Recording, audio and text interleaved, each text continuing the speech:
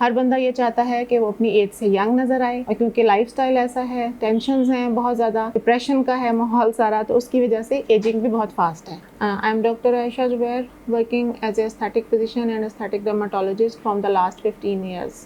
Here in Rawalpindi, Islamabad, I am doing my practice now in Civic Center Phase 4 Bahariya Town.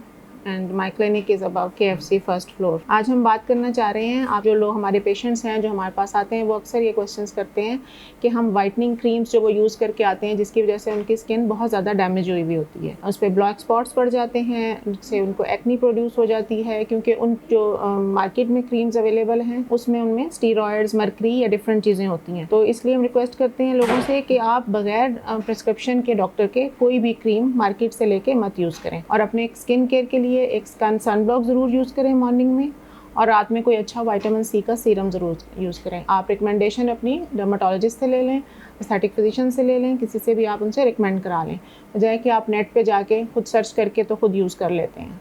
एक तो मैं आपसे ये बात करना चाहूँगी, एंड सेकंड हम बात करते हैं एंटी एजिंग प्रोसीजर्स के ऊपर, जो आजकल बहुत ज़्यादा इन है, अवेयरनेस लोगों को बहुत ज़्यादा है इस बारे में।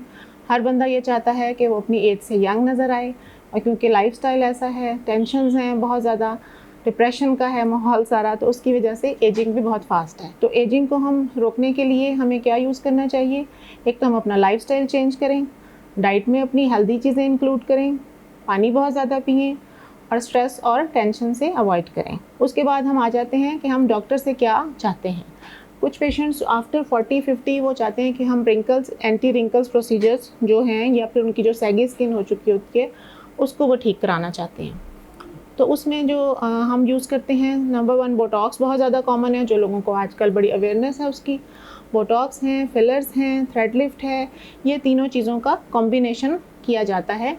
50 के बाद तो लाजमी ये ज़रूरी है कि हम 50 की एज के बाद इन तीनों को कंबाइन करके ट्रीट करते हैं। जो यंग हैं वो अपनी प्रोफाइलेक्टिकली भी अपनी रिंकल्स को रोकने के लिए बोटॉक्स पहले से भी स्टार्ट कर सकते हैं, इसमें एज रिकमेंडेशन नहीं है। और आप ये भी कहते हो कि जी हम अपनी जो प्रोफाइलोप्लास्टी है या अपने फेस को बेहतर करा सकते हैं, जिसमें हम आ जाती है, हम अपनी नोज़ को थोड़ा रीजॉब करा सकते हैं, लिप्स ऑगमेंटेशन है, चीक ऑगमेंटेशन है, इसमें एज की कोई लिमिट नहीं है। ये आप लोग किसी भी एज में अगर आप चाहते हो कि अपने आप को ब्यूटीफाई करना चाहते हैं तो इसमें हम ये चीज़ें स्टार्ट कर सकते हैं। पहले आप अपने डॉक्टर से कंसल्ट करें, उनसे डिस्कस करें, फिर जो वो रिकमेंड करें उस पर करें। अपनी एक आप बना लेते हैं अपने माइंड में, लेकिन उसके बाद डिस्कस ज़रूर करें। एक कंसल्टेशन आपकी अपनी एस्थेटिक फिजिशियन के साथ बहुत ज़रूरी है। वो जो आपको रिकमेंडेशन दें उस पर आप चलें तो आपको बहुत अच्छे रिजल्ट्स मिलते हैं। Thank you.